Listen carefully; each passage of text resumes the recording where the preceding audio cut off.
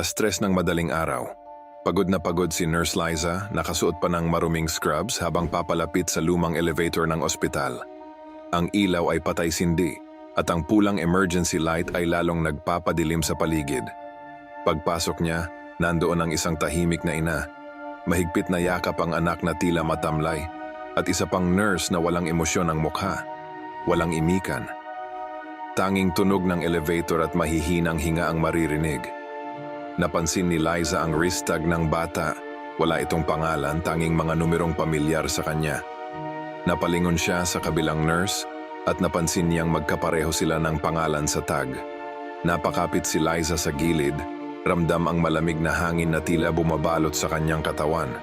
Biglang nag-flicker ang ilaw at sa bawat sindi nag-iiba ang itsura ng ina at bata.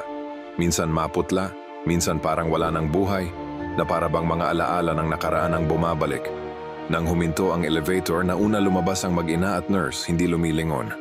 Naiwan si Liza nanlalamig habang unti-unting bumabalik sa alaala ang mga pasyenteng hindi na nakalabas ng ospital, mga kwento ng sakit at pag-asa na nanatili sa bawat sulok ng lumang ospital.